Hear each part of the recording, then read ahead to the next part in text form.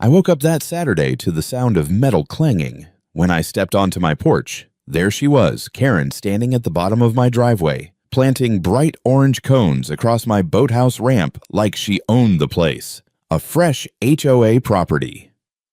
No access sign flapped in the breeze, and she was grinning as if she'd just claimed victory in some invisible war. By noon, my ramp was still blocked. By 3 p.m., it was the busiest spot on the lake, just not for her reasons. A line of state police boats idled at my dock, officers unloading gear while Karen stood frozen on the shore, jaw hanging like a dropped gate. She thought she'd locked me out of my own property. Instead, she opened the door to something she couldn't control, and it all happened before dinner.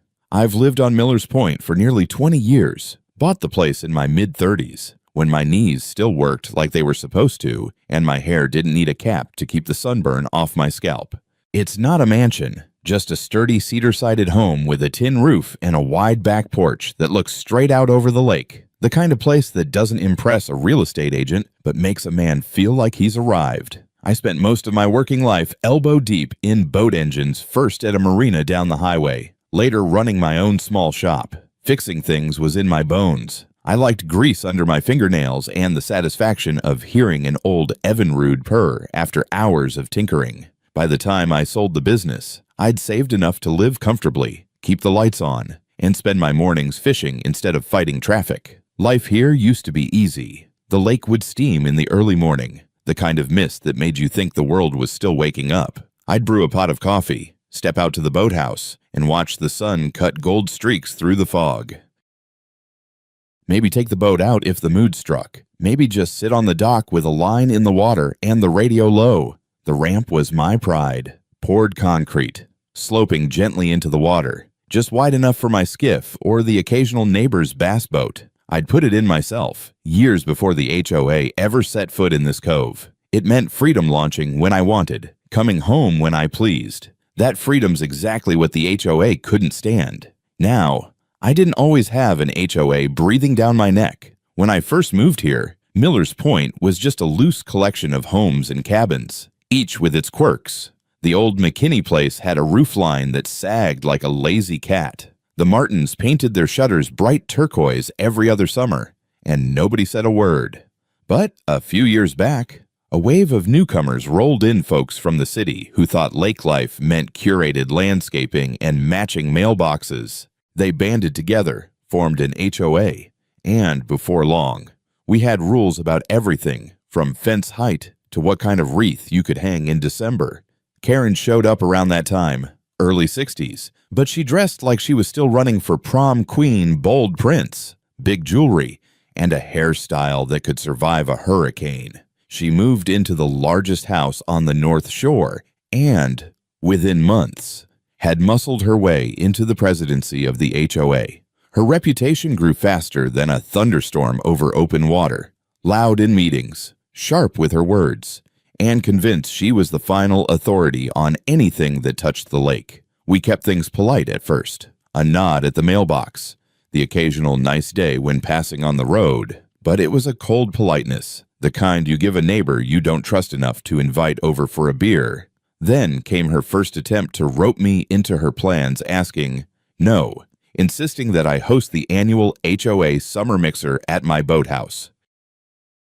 I laughed and told her it wasn't my kind of crowd. She didn't laugh back. From that moment on, I could feel the temperature drop in every interaction. The HOA's rules were always written to sound reasonable, but Karen enforced them like commandments. If your lawn was a half-inch too long, you got a letter. Paint chipping on your railing letter. Wind knocked over your trash bin before pickup. Somehow, still a letter. Most folks just grumbled and paid whatever fine she tacked on, not wanting the hassle. I've never been much for rolling over. My life revolved around the lake, not HOA politics. Evenings on the porch with Hank Williams on the radio. Early Sunday mornings with a thermos of coffee and the slow putter of my boat's engine as I slipped into the coves. Friends dropping by to borrow a wrench or share a cooler of beer. That's the way it was supposed to be. But Karen had a way of infecting even the quiet days. You'd be halfway through a peaceful afternoon and hear the crunch of her SUV tires on your gravel. See her marching up the drive with a clipboard under her arm. She'd point at something, anything, and declare it non-compliant. She liked that word. Still, I figured I could handle her. I'd seen worse in my years: customers who tried to stiff me on a repair, marina managers who thought they could outsmart the tides. Karen was just another nuisance in a long line of them. Or so I thought. The truth is, I underestimated how far she'd go. Looking back, I can see the signs. The way she'd linger by the edge of my property, phone in hand, pretending to take pictures of the lake but angling it toward my ramp. The way she'd bring up safety concerns about private ramps in board meetings, her eyes flicking to me like a spotlight. The casual mentions to other neighbors. Well, some people don't follow the rules, and it makes things unsafe for the rest of us. I brushed it off. I figured, let her talk. Words don't pour concrete, and they sure as hell don't move boats. But Karen wasn't after words. She was after control. And the boathouse ramp, my ramp, was the key to it. That ramp was more than just a slab of concrete. It was where my grandkids learned to skip rocks, where I'd tied off the first boat I ever bought with cash, where I'd sat on hot July nights, feet dangling in the water, listening to the frogs and the hum of the cicadas. It was mine in a way no piece of paper could explain, and it was exactly where she decided to plant her flag. I didn't know it then, but the quiet life I'd built here was about to get a whole lot louder. Let us know where you're watching from today, and if you're new here, don't forget to like this video and subscribe to join our growing community. It was a Thursday morning when the first real shot was fired. The lake was calm, glassy, reflecting a sky so blue it could have been painted. I had just finished my second cup of coffee and was headed down to the boathouse to do a little maintenance, tighten a few cleats, oil the hinges on the dock gate. I could hear the faint slap of water against the pilings and the rustle of the tall grass on the shore. It was my kind of morning, but as I rounded the bend of the driveway, I stopped dead. Bright orange cones stood like sentries across the width of my ramp. Heavy plastic chain ran between them, looped through a shiny padlock on a metal post that hadn't been there the day before, and right at the center, zip-tied to the chain, was a laminated sign that read, "Closed until further notice. HOA safety review in progress." My first reaction wasn't anger, it was confusion. I actually looked around for a moment, half expecting this to be some sort of mistake, maybe a county project, a water quality inspection, but there was no county truck, no clipboard-toting worker in sight. Just silence, the cones, and that smug little sign. Then I saw her. Karen was standing off to the side, sunglasses perched on her nose, arms folded tight, her lips curled into something that wasn't quite a smile. "Morning," she called, voice syrupy in that way people use when they're about to ruin your day. "What's all this?" I asked, gesturing to the blockade. "Safety review," she said. "The HOA board has received multiple complaints about the condition of this ramp. Uneven surface, slippery algae buildup, possible environmental runoff. We can't risk anyone getting hurt. That ramp's been here 20 years. I said, "It's solid as the day I poured it." She gave a small shrug, like facts were just a matter of opinion. "We'll see. Until then, no launching from here. HOA regulations." I felt my jaw tighten. HOA doesn't own this ramp. "Karen, I do." She tilted her head, as if I'd just said something quaint. "The HOA governs all shoreline access within Miller's Point. That includes private structures that impact the shared environment. You agreed to that when you bought here, Karen," I said slowly. "There was no HOA when I bought here, and you know it." Her smile widened just a fraction. "Then perhaps you should review the updated covenants. They were mailed out last year. In the meantime," she tapped the chain with one manicured finger, "access is closed." She turned and walked back toward her SUV, the crunch of gravel under her heels carrying a kind of finality I didn't appreciate. I stood there for a while after she left, staring at the cones. My ramp looked naked without a boat in the water, like someone had stolen part of my life and left the outline behind. By lunchtime, I'd called the HOA office, if you can call it that. It's really just a desk in the back of the community center, manned part-time by a woman named Trish, who speaks like she's reading off a script. "I'm sorry, sir," she said, "but the board has authorized a temporary closure pending a safety assessment. It's for your own protection. I didn't request protection, I said, and I didn't authorize you to touch my property. Sir, the board has the authority to— No, they don't. I cut in. Not here. Not on this ramp. She hesitated. If you have concerns, you can bring them up at the next board meeting. When's that? 3 weeks from Tuesday. I laughed into the phone. 3 weeks. And in the meantime, I'm just supposed to twiddle my thumbs while my own ramp is chained up. I'm sorry, sir. That's the process. I hung up before she could repeat herself. By mid-afternoon, word had gotten around the lake. My friend Bill from 2 docks over wandered by, hands stuffed into the pockets of his fishing vest. Karen got you too. Huh, he said. I frowned. What do you mean, too? She's been on a tear lately. Shut down the Johnsons' fire pit last month. Claimed it was a hazard to the community. Told the Lewis family they had to repaint their deck because the color wasn't harmonious. She's been gunning for that ramp of yours for a while. Guess she finally pulled the trigger. I shook my head. All because I wouldn't host her stupid mixer. Bill smirked. You think she needs a reason? Karen's reason is Karen. The sun was starting to dip low when I saw her SUV again, creeping past my driveway like a shark's fin slicing through water. She didn't stop this time, just slowed enough to look. I swear I could feel her eyes scanning for a reaction. She wanted me to be rattled, I'll admit. For the rest of that evening, I sat on my porch, beer in hand, staring at the cones glowing orange in the fading light. My boat sat idle, lines coiled, motor silent. The lake was still, but my mind wasn't. There's a saying in the service, control your anger, or it will control you. I'd lived by that for most of my life, but as the stars came out, I could feel the first spark of something dangerous catching in my gut. She thought she'd made the opening move. She thought she had me cornered with her rules and her laminated signs. What she didn't know, what she couldn't know, was that I'd spent my whole life learning how to work around broken systems and stubborn people. You can chain a ramp, but you can't chain the man who built it. And I was already thinking about my next step. I didn't have to wait long for Karen to up the ante. By the very next week, it was clear she had no intention of letting the safety review fade quietly into the background. If anything, it was her opening act. It started small. That Monday, I got an official-looking envelope in the mail, HOA letterhead, stamped urgent. Inside was a notice of violation, stating that my lawn exceeded the approved height limit. I had mowed it 2 days earlier. You could have rolled a marble across it. I crumpled the letter, tossed it on the kitchen counter, and figured it was just Karen flexing her pen. But by Wednesday, I had 2 more envelopes. One accused me of unauthorized exterior modifications because I'd replaced a dock light bulb with a brighter LED.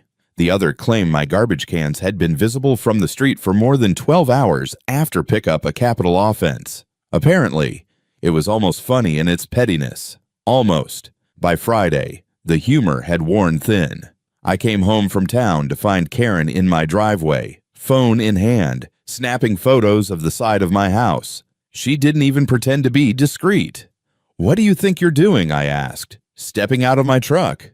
Documenting, she said flatly. For the board. For what? Her eyes swept the length of my house. I see peeling paint on your window trim, a possible gutter obstruction, and she gestured toward the ramp, continued non-compliance with the closure order. It's not your closure order, I said, walking toward her. And you're trespassing. She took a deliberate step back, holding her phone like a shield. I'm well within my rights to inspect for violations. Read your covenants. I took another step forward.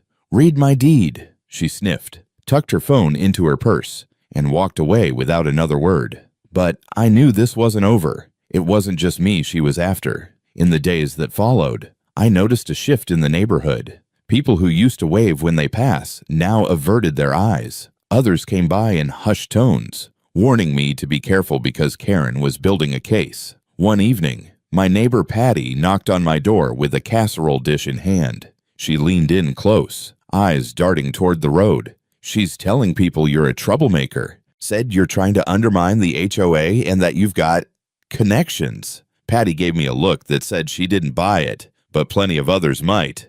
She's running a smear campaign, I said. Patty nodded. And she's good at it. The weekend brought the next escalation. I was hosting my usual Saturday BBQ, just a few friends, some burgers, a cooler of beer. We'd barely gotten the grill going when a sheriff's cruiser rolled down the drive. "Got a noise complaint," the deputy said. Flipping open his notepad, I laughed. "It's 4:30 in the afternoon, just doing my job," he said, glancing toward the lake. "Look, I can see this isn't loud. Just maybe keep it down. You know how it is." I knew exactly how it was. I could see her across the street, peeking from behind her curtain. I kept the BBQ going, but the easy atmosphere was gone. Everyone spoke a little softer. People started leaving earlier than usual. That was her real aim, not to stop the party, but to make it less fun. The next morning, I found another violation notice stuffed under my door: unauthorized gathering exceeding occupancy limits. No signature, but it didn't need one. Karen was pushing, testing, seeing how much irritation I'd swallow before snapping. I tried to keep my cool. For a while, I succeeded. I mowed the lawn twice in a week just to avoid another bogus letter. I kept the garbage cans in the shed until the moment the truck came by. I replaced the LED bulb with the old yellow one just to close that front. But I wasn't playing defense because I was beaten. I was playing defense because I knew the longer I let her think she was winning, the more careless she'd get. And careless she did get. One afternoon, I saw her parked at the far end of the cove, talking to two men in khakis who looked like they'd been plucked straight from a real estate brochure. They kept pointing toward my ramp, jotting notes on clipboards. I wandered down the shoreline, keeping my distance, just far enough to catch bits of conversation carried by the breeze. Could be converted. Shared launch for community, one of the men was saying. Karen nodded eagerly. Exclusive access for HOA members. Increase property values. That's when it hit me. She wasn't just blocking my ramp to be petty. She was trying to absorb it, fold it into the HOA's control, maybe even use it as a selling point for the newer homes they were pushing up the road. It wasn't about algae or safety or harmonious aesthetics. It was about taking something that was mine and turning it into something she could claim credit for. That night, I sat on my porch long after the sun went down, listening to the quiet lap of water against the dock pilings. The cones still stood, glowing faintly in the moonlight, but instead of making me angry, they made me smile, because now I understood the game. And once you understand the game, you can start planning how to win it. Karen wanted my ramp. She was going to regret ever stepping foot on it. The breakthrough didn't come from some dramatic confrontation. It came from a cardboard box in my attic. After a week of dealing with Karen's games, I decided it was time to stop reacting and start digging. My property files had been sitting in that attic since I bought the place, collecting dust alongside old fishing tackle and a box of Marine Corps keepsakes. I dragged it down, flipped it open, and started sifting through 2 decades worth of yellowing papers. At first, it was the usual closing documents, tax receipts, inspection reports. But then I found a manila folder marked Dock and Ramp Permits.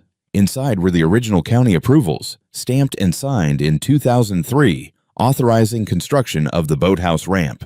The language was crystal clear: private use permitted without restriction, structure exempt from subsequent shoreline regulatory changes. I sat back in my chair and grinned. That one sentence meant the HOA couldn't touch it, not legally, not without running headlong into county property law. But there was more. Tucked behind the permit was a photocopy of an old state statute I'd forgotten about. Back when I was building the ramp, I'd asked the county clerk about any special considerations for law enforcement or emergency services. She'd given me this statute something about emergency operational access to private marine structures with owner consent. Basically, it said if I gave permission, state agencies like the Marine Division of the State Police could use my ramp whenever they needed. And while the HOA could hassle me all they wanted, they couldn't interfere with state operations without crossing a legal line so bright it might as well be painted neon. That was the seed of an idea.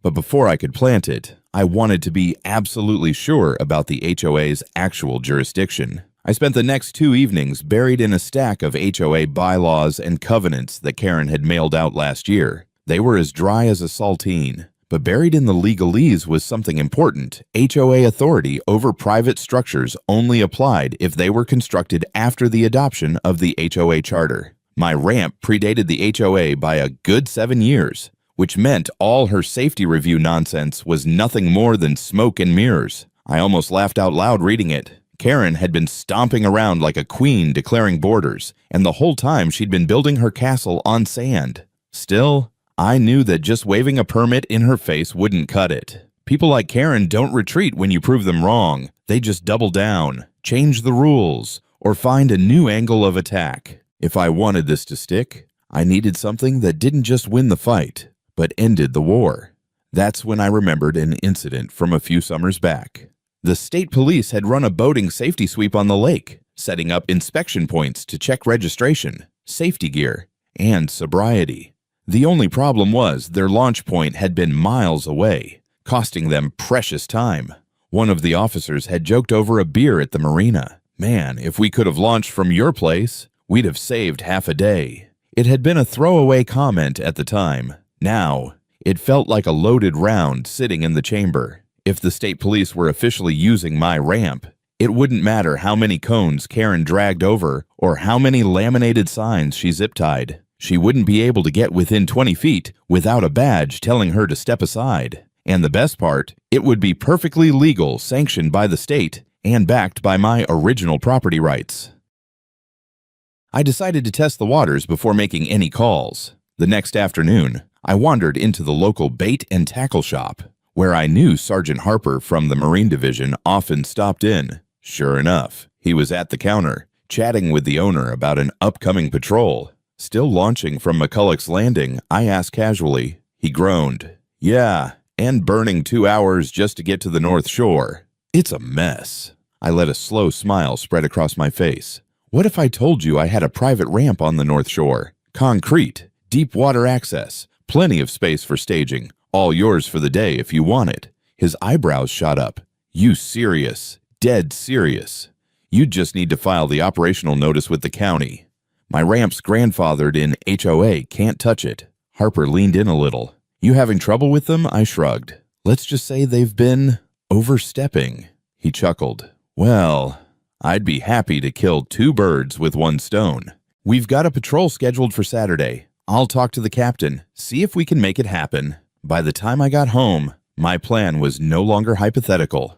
It was in motion. That night, I sat at my kitchen table, permits spread out in front of me, and wrote up a simple agreement granting the state police full use of my ramp for the patrol day. I printed it in duplicate, left one for my records, and handed the other to Harper the next morning. All I had to do now was wait. I didn't tell a soul, not Bill, not Patty, not anyone. The fewer people who knew, the less chance word would reach Karen. I wanted her to be blindsided, standing there with her cones and her laminated sign when the cavalry rolled in. And something told me, when that moment came, it wouldn't just end the ramp dispute. It would change the way Karen looked at me entirely. In fact, I suspected it might change the way the whole neighborhood looked at her. Karen must have had some sixth sense for when she wasn't the only one moving pieces on the board. It was Thursday morning when I noticed her SUV idling at the far end of my driveway, engine running, windows tinted dark. I was halfway through changing the oil on my skiff when the hairs on the back of my neck stood up. I wiped my hands on a rag and stepped into view. The moment she saw me, the SUV rolled away at a crawl, like a cat pretending it wasn't caught in the bird bath. That afternoon, a letter arrived, certified mail this time. The HOA formally demanded I present myself for an immediate property inspection, citing multiple unresolved violations and failure to comply with safety directives. The language was heavier than usual, full of phrases like escalating enforcement measures and potential legal remedies. I knew exactly what it was, a fishing expedition. She wanted to get onto my property, snoop around, and maybe find something, anything. She could blow up into a bigger problem before whatever she suspected came to pass. I didn't bite. I wrote a short reply, reminding the board that my ramp was grandfathered in, that the HOA had no authority to conduct inspections without my consent, and that trespass laws still existed in this county. The next day, I caught her again, this time on foot, taking pictures from the edge of my lot. She had one of those big zoom lenses like she was auditioning for Wildlife Photographer of the Year. I walked over, staying just inside my property line. "Looking for birds?" I asked. She lowered the camera slightly. "Just documenting conditions." "Careful," I said. "With a lens that size, people might think you're spying." Her smile was tight. "You seem nervous." "Jack." "Planning something," I grinned. "Always." That got me a squint before she turned and strode off toward the road. By Saturday morning, she had turned the dial to 11. I woke to the sound of voices outside, two men in khaki slacks, clipboards in hand, standing at the foot of my driveway with Karen between them. They introduced themselves as compliance consultants hired by the HOA to evaluate community assets for safety and uniformity. I told them the only asset they could evaluate was the speed at which they could walk off my property.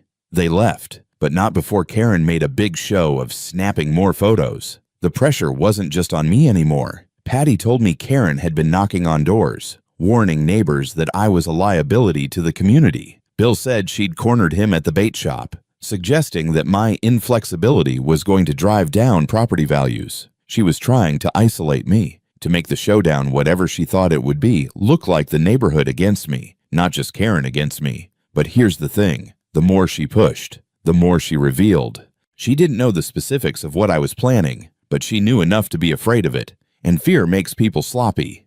That sloppiness showed up late Sunday night. I was out on the porch, enjoying a quiet beer, when I saw a flashlight bobbing near the ramp. I grabbed mine and walked down. Karen was there, standing over the chain she'd strung across the ramp, fiddling with the padlock. "Evening," I said. She jumped like I'd fired a starter pistol. "Oh, I was just checking the security of the closure. Middle of the night's a strange time for that," I said. She recovered quickly, putting on that HOA president poise. "I have a responsibility to ensure compliance. And frankly, Jack, I think it's time you stopped resisting. This ramp is going to become a shared community resource, whether you like it or not. You can either work with us, or you can watch it happen without you." I stepped closer, lowering my voice. "Karen, I've been watching you make moves for weeks now. But you've been looking at the wrong piece of paper." Her eyes narrowed. "What's that supposed to mean?" "You'll find out soon enough," I said, then turned and walked back toward the house. I could feel her eyes burning holes in my back. The next morning, Monday, was quiet. Too quiet. No SUVs idling, no new letters, no strangers with clipboards. She was waiting now, coiled like a spring. Good. I wanted her front and center when the curtain lifted. That evening, I got the call from Sergeant Harper. The patrol was a go. They'd be at my ramp by 9 a.m. Saturday with 2 boats, a truckload of equipment, and half a dozen officers. He'd filed the operational notice with the county that morning. "Once we're there," he said, "nobody's getting in our way without committing a criminal offense." "That clear enough, Crystal," I said. All week, I went about my routine like nothing was different: fishing at dawn, fixing the outboard, mowing the lawn. Karen kept her distance, but I could sense her circling, waiting for an opening. She thought Saturday was going to be another small victory, another morning of her cones and chains and smug little speeches. She had no idea it was going to be the day she lost the war. By Tuesday morning, I had shifted from patient defense to full-on preparation. If Saturday was going to end this once and for all, I wasn't going to leave a single detail to chance. First order of business was paperwork. I made 3 certified copies of my original county permits, the statute about state agency use, and the signed agreement with the state police. One set went into a waterproof folder in my boathouse. Another set went into a locked file cabinet in the house. The third, I slipped into a plain manila envelope and tucked under the seat of my truck. If Karen somehow tried to play games with missing documents, I'd still have the receipts literally. Next was the ramp itself. I spent Wednesday morning pressure washing it until it gleamed. The algae Karen claimed was a hazard vanishing in green streaks into the lake. I tightened the cleats, replaced 2 weathered planks on the dock walkway, and made sure the staging area had plenty of room for vehicles to turn around. If I was going to host a state patrol operation, it was going to look professional. Harper had warned me Karen's going to hit the roof when she sees us. Expect her to try and stall, argue, or outright block us before we get set up. That was fine by me. In fact, I was counting on it. Thursday evening, I stopped by the marina to pick up a few extra dock bumpers and chat with some of the old-timers. Word travels fast on this lake, and I knew if I dropped a vague hint about Saturday being a busy morning at my place, it would reach the right ears. The more people who showed up to watch, the better. Nothing takes the wind out of a petty tyrant's sails faster than having an audience for their humiliation. Friday morning, I walked the property one last time. The cones were still across the ramp, her last act of defiance before the big day. I didn't touch them. I wanted them there when the state police arrived. I wanted her to be the one to try and defend them in front of men and women wearing badges. That afternoon, I called Bill. "Bring your camera tomorrow." I told him, "You're going to want to get this on video." He chuckled. "You finally pulling the trigger." "Oh," I said, "I'm firing a whole magazine." That night, I didn't sleep much. I sat on the porch in the dark, nursing a beer and listening to the crickets, running the morning through my head like a mission brief. Boat ramp clear at 0830. State police convoy in position at 0900. Karen arrives somewhere between 0850 and 0905, depending on whether she's been tipped off. Argument begins within 30 seconds of first vehicle pulling in. By 0915, cones gone, ramp open, operation underway. But the most important part, staying calm. I wasn't going to get into a shouting match. I wasn't going to gloat or throw my weight around. I'd let the paperwork and the uniform speak for me. The quieter I stayed, the louder her meltdown would sound. At 6:30 a.m., Saturday, I was up in dress jeans, boots, flannel shirt, the kind of outfit that said, "I'm just a guy on my own property." Not, "I've been plotting this for weeks." I made a big thermos of coffee, grabbed a folding chair, and set it up on the porch with a perfect view of the driveway and ramp. By 8:15, the lake was already stirring fishermen heading out, kids laughing on paddleboards, the occasional whine of a jet ski in the distance. Across the cove, I caught a glimpse of Karen's curtains twitching. She was up, watching, maybe sensing something off. At 8:50, a gray SUV pulled slowly into view hers. She parked halfway down the drive and stepped out, clipboard in hand, lips already pursed into that self-satisfied smile I'd come to know so well. She strode toward the ramp like she was about to cut the ribbon on a new development. "Good morning, Jack," she called, her voice carrying that fake warmth like perfume sprayed over mildew. "Just here to ensure the closure remains intact. We've had reports of unusual activity." I sipped my coffee. "You don't say." She gestured toward the cones. "All secure, I see. That's good. Wouldn't want any unauthorized use." I checked my watch. 8:59. Then I heard the low rumble of diesel engines. Karen's brow furrowed. She turned toward the sound as the first truck came into view, a dark blue state police pickup. Trailer hitched. A patrol boat strapped down tight. Another truck followed, then another, until a full convoy of 6 vehicles lined my driveway. Officers in uniform hopped out, some heading straight for the ramp, others unloading gear. Karen took 2 stunned steps forward. "Excuse me, what is going on here?" I leaned back in my chair. "Oh, just a little agreement I made. State police are using my ramp today for their patrol." Her mouth opened, closed, then opened again. "They can't. This is HOA property." An officer stepped forward, pulling a folded paper from his vest. "Ma'am, we have signed consent from the property owner and county authorization for operational use.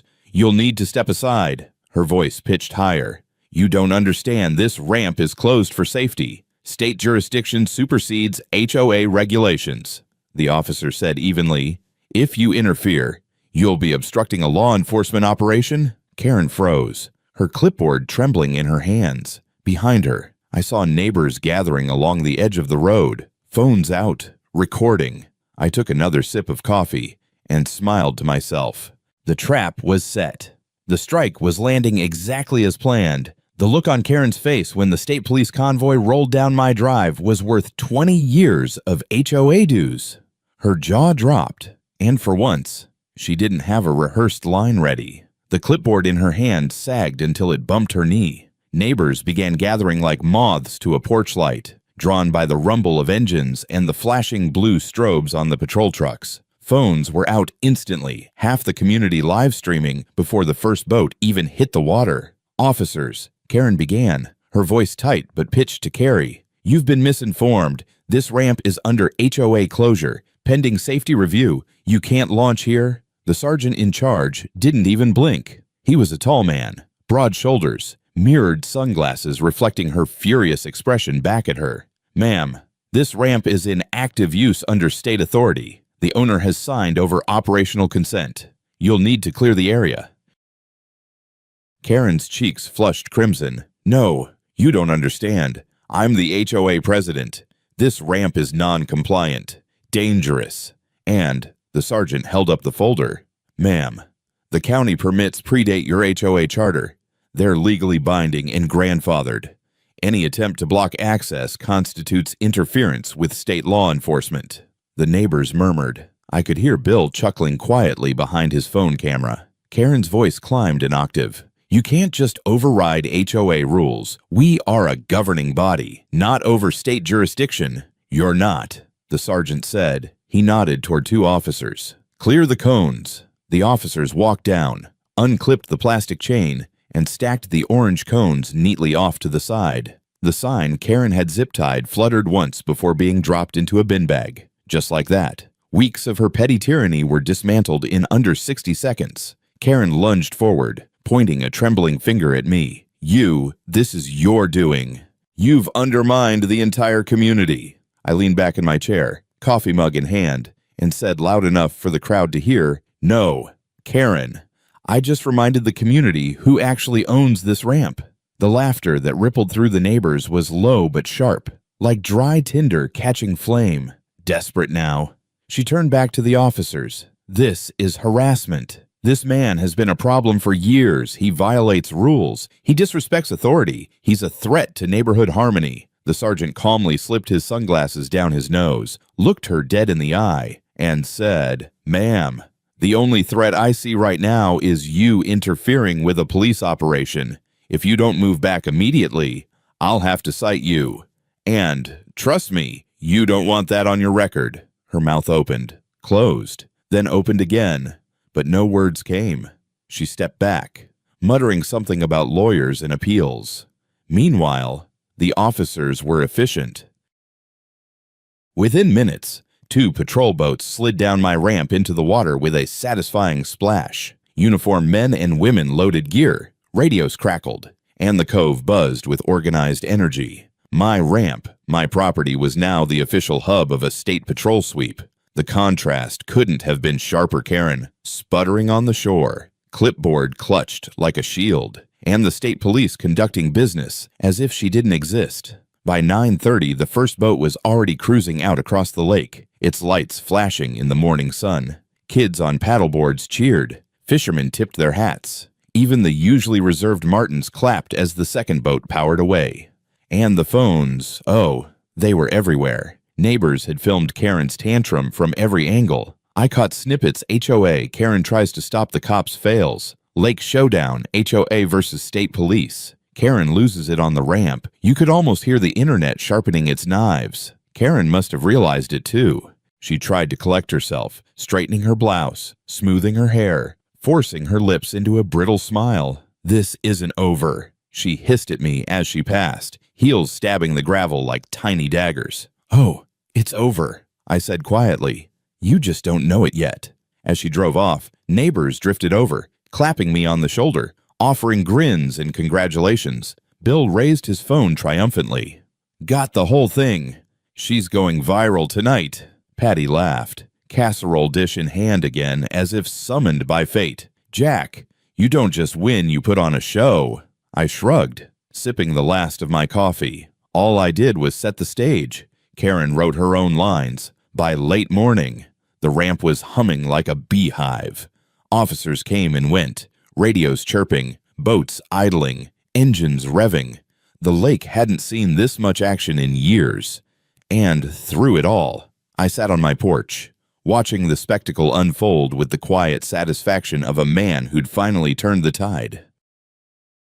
Karen thought she could bury me under paperwork, cones, and intimidation.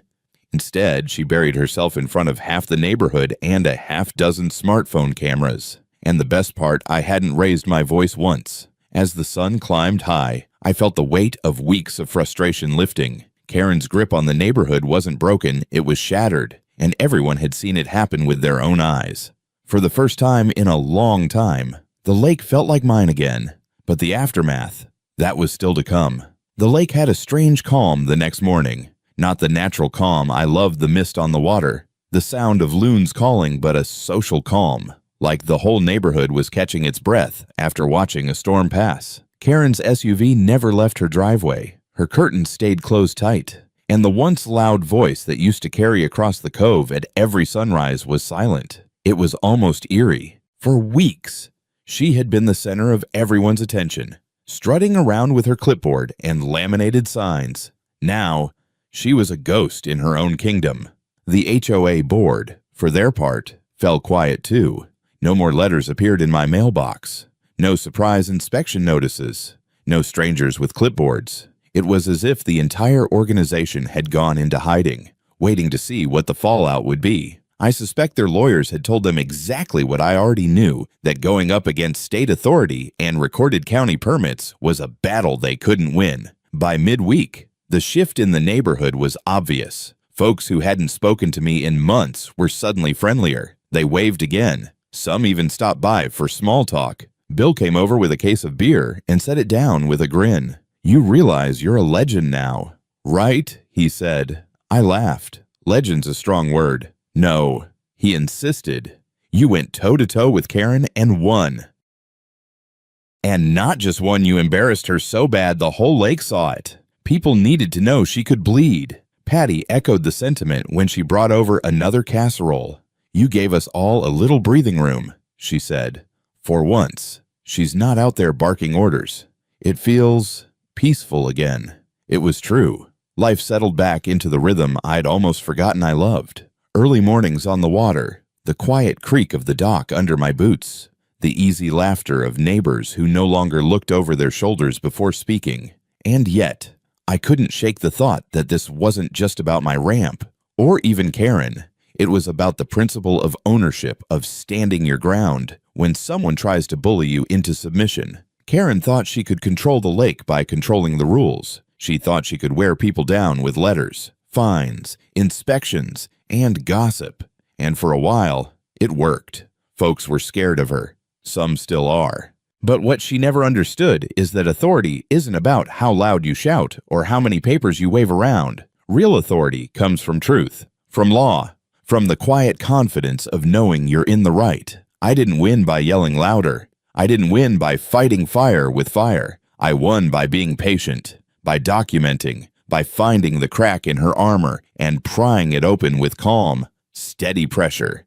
And when the moment came, I let her defeat herself in front of everyone. A week later, I heard that video Bill recorded had made the rounds online. Titles like HOA Karen versus State Police and Karen Gets Owned at the Lake had popped up across social media. Some folks said it had gone viral in a Facebook group dedicated to HOA horror stories. Part of me worried Karen might double down out of spite, try to claw back her reputation by coming after me again. But when I finally saw her in town, she barely made eye contact. She ducked into her SUV and drove off without a word. For someone who'd once thrived on confrontation, that silence was louder than any argument. The HOA still exists, technically, but their bite has dulled. Meetings are quieter. Rules are enforced with more caution. It's as though my ramp had become a cautionary tale for them, a reminder that power has limits and that some battles aren't worth fighting. For me, life has gone back to the way I always wanted it. Peaceful mornings, quiet evenings, the freedom to use my ramp without worrying about cones, chains, or laminated signs. Sometimes, when I sit on the dock at sunset, I still see the image of those patrol boats launching, the look on Karen's face as the authority she worshipped crumbled in her hands. And it reminds me of something I think we all need to remember. Bullies only win if you let them. They thrive on fear, on silence, on people giving in to keep the peace. But when you stand up calm, steady, with the truth on your side, they fall apart. Maybe not immediately, but inevitably. So if you're out there dealing with your own Karen, whether it's an HOA president, a pushy boss, or just someone who thinks they can walk over you, don't give up. Don't let them convince you that their power is bigger than it is. Be patient. Document everything. Know your rights. And when the time comes, don't be afraid to let them trip over their own arrogance. Because at the end of the day, people like Karen don't lose because you shout louder. They lose because you refuse to play their game. What this whole ordeal taught me is simple peace is worth protecting. But it doesn't come from giving in to bullies. It comes from standing up in the right way, at the right time, with the right tools. The lake is peaceful again, not because I fought harder, but because I fought smarter. So, to anyone watching this, I'll say this: don't let anyone convince you that you're powerless on your own property, in your own life, or in your own story. You've got more strength than you think, and sometimes the quietest moves make the loudest impact. Now, I'd love to hear from you. Have you ever dealt with an HOA horror story, or a Karen who tried to push you around? Share your experience in the comments. I read every single one. And if you're new here, make sure to subscribe so you don't miss the next story. Trust me, you won't want to.